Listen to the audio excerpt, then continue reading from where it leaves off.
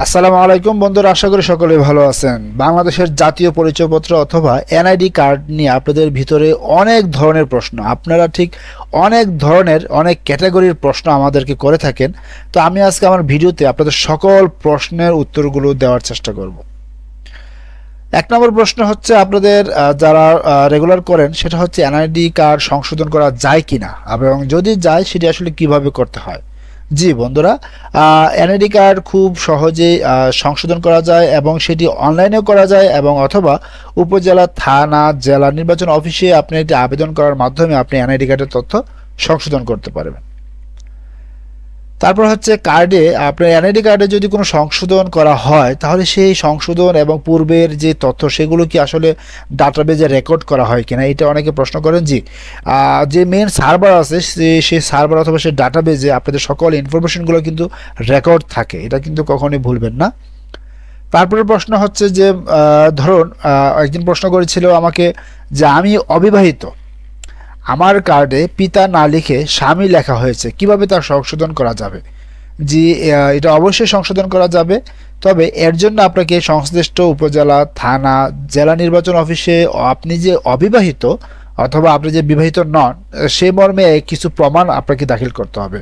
সেই প্রমাণ সহ আপনাদেরকে আবেদন করতে হবে। আবেদন করার পর সকল প্রমাণাদি যাচাই বাছাই করে আপনি যদি সত্যি প্রমাণ হয় যে আপনি অবিবাহিত, তাহলে আপনার কার্ডে স্বামী এর বদলে পিতার নাম উল্লেখ করে দেবে।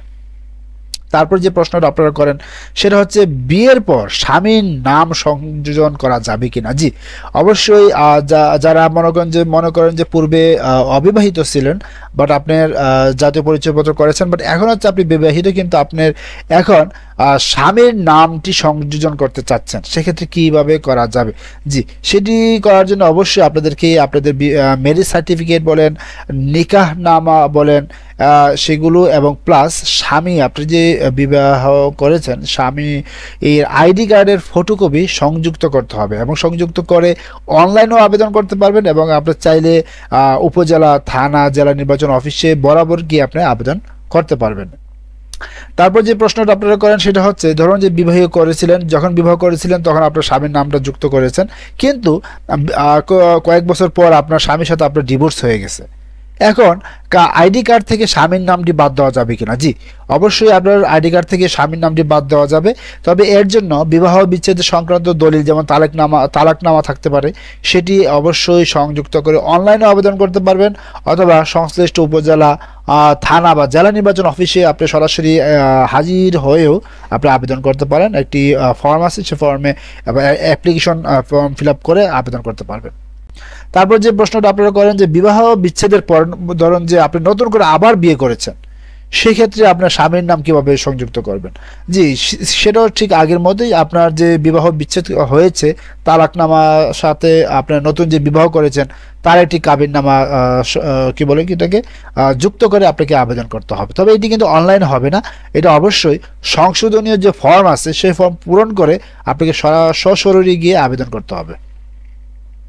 তারপর আপনারা প্রায় সময় একটি কমন প্রশ্ন করে থাকেন যে আমার আইডি কার্ডের ছবি অস্পষ্ট, ছবি পরিবর্তন করতে হলে কি করা দরকার অথবা ছবি ঠিক পরিবর্তন করা যাবে কিনা। জি, অবশ্যই আপনার ছবি পরিবর্তন করা যাবে, তবে এর জন্য আপনাকে সরাসরি উপস্থিত হয়ে জাতীয় পরিচয় নিবন্ধন যে বিভাগ আছে সেই বিভাগে গিয়ে আপনাদেরকে আবেদন করতে হবে। এর জন্য আপনাদেরকে অবশ্যই সশরীরে গিয়ে হাজির হতে হবে, এটা মাথায় রাখবেন। তো আরেকটি কমন প্রশ্ন হচ্ছে আপনাদের যে নিজের নাম অথবা পিতা বা মাতার নামের বানান সংশোধন করা যাবে কিনা। যে অবশ্যই আপনাদের সকলের নামের বানান সংশোধন করতে পারবেন, তবে তার জন্য আপনার যে শিক্ষাগত যোগ্যতার যে সার্টিফিকেট আছে সে সার্টিফিকেট, জন্ম সনদ, পাসপোর্ট, নাগরিক সনদ, চাকরির প্রমাণপত্র, নিকাহনামা বা কি বলে এটা ম্যারেজ সার্টিফিকেট এবং পিতামাতার জাতীয় পরিচয়পত্রের সত্যায়িত কপি আপনাদেরকে জমা দিতে হবে। আরেকটি প্রশ্ন করে থাকেন আপনারা যদি মনে করেন যে আপনার যে সুন্দর একটি নাম থাকে সবারই, সে নাম বাদ দিয়ে আপনার ডাক নাম অর্থাৎ হচ্ছে আপনার একটি নেক নেমে আপনার কি বলে এটাকে জাতীয় পরিচয়পত্র উল্লেখ করেছে আপনার যে ধরুন যে আমার নাম হচ্ছে কি শাখাওয়াত হোসেন শাওন, তো ওরা কি করলো, শাখাওয়াত হোসেন বাদ দিয়ে শুধু শাওন নামটা উল্লেখ করে দিয়েছে জাতীয় পরিচয়পত্রে। সেক্ষেত্রে সংশোধন করা যাবে কিনা? জি, সেক্ষেত্রেও সংশোধন করা যাবে, বাট এই ক্ষেত্রেও আপনাদেরকে আপনাদের শিক্ষাগত যোগ্যতার সার্টিফিকেট, তারপর যদি বিবাহিত হন সেক্ষেত্রে স্বামী বা স্ত্রী জাতীয় পরিচয়পত্র সত্যায়িত ফটোকপি, এবং আপনি যে নামটি চেঞ্জ করবেন সেক্ষেত্রে আপনাকে অবশ্যই ম্যাজিস্ট্রেট ধারা আপনাদেরকে অ্যাফিডেভিট করতে হবে।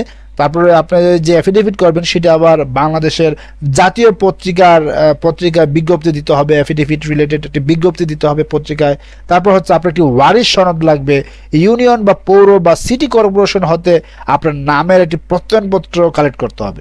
এই বিস্তারিত ডকুমেন্ট নিয়ে যখন আপনি আবেদন করবেন, আপনার আবেদনটি ওরা যাচাই বাছাই করে সব কিছু প্রমাণাদি ঠিক থাকলে আপনার নামটি চেঞ্জ করে দেবে। এটা কিন্তু আপনারা অনেকেই জানেন না, এবং অনেকেই কিন্তু মিস ইনফরমেশন দিয়ে থাকে যে না কোনো পরিবর্তন হবে না, যে আসলে পরিবর্তন হবে, বাট আপনাদেরকে আমি যে ডকুমেন্টগুলোর কথা বললাম এই ডকুমেন্টগুলো অবশ্যই আপনাদেরকে দিতে হবে। তারপর হচ্ছে আপনি যে প্রশ্নগুলি করে থাকেন আমাকে সবসময়, যে সেটা হচ্ছে পিতা বা মাতাকে মৃত উল্লেখ করতে চাইলে কি সনদপত্র দাখিল করতে হবে। এর জন্য খুব বেশি কিছু লাগে না, এর জন্য শুধুমাত্র মৃত্যু সনদ দাখিল করলেই ওরা মৃত উল্লেখ করে দেবে। তারপর হচ্ছে আপনার ঠিকানা পরিবর্তন, এটা একদম কমন একটি প্রশ্ন। যেমন আপনি এক এলাকায় থাকতেন, তখন আপনি ভোটার কার্ড করেছিলেন, কিন্তু এখন আপনি অন্য এলাকায় চলে গেছেন, সেক্ষেত্রে আসলে কি করা যাবে কিনা? জি, আপনার ঠিকানা পরিবর্তন করতে চাইলে অবশ্যই করা যাবে, তবে এর জন্য অবশ্যই আপনাকে ফর্ম 13, তো মনে রাখবেন যে ফর্ম 13-র মাধ্যমে আবেদন করতে হবে। তবে যদি আপনি একই এলাকার ভিতরে থাকেন, ধরুন আপনি একই এলাকার যে রুট নাম্বার বা বাসা নাম্বার চেঞ্জ হয়েছে, সেক্ষেত্রে আপনাকে ওই ফর্ম 13 উল্লেখ করতে হবে না, 13 ফিল আপ করতে হবে না। আপনি যদি একদম ডাইরেক্ট ঢাকা থেকে সিলেট চলে গেছেন, সেক্ষেত্রে ফর্ম 13 আবেদন করে আপনার কি বলে তথ্যগুলোকে সংশোধন করতে পারবেন। তারপর আপনার আরেকটি সবচেয়ে কঠিন যে জিনিস, সেটি হচ্ছে অনেকে বলে থাকে যে সে বয়স্ক ভাতা, মানুষ একটি নির্দিষ্ট বয়সের পরে কিন্তু সে বয়স্ক ভাতাটা পায়। সেক্ষেত্রে ধরুন আপনি বৃদ্ধ হয়ে গেছেন, কিন্তু আপনার ভোটার কার্ডে আপনি যখন করেছিলেন তখন আপনি বয়স কমিয়ে দিয়েছিলেন, যে কারণে আপনি এখন বয়স্ক ভাতা পাচ্ছেন না, কিন্তু এখন আপনি চাচ্ছেন যে আপনার ভোটার কার্ডের বয়সটি বাড়ানোর জন্য। সেক্ষেত্রে আসলে বিষয়টা অনেক কঠিন হয়ে যায়।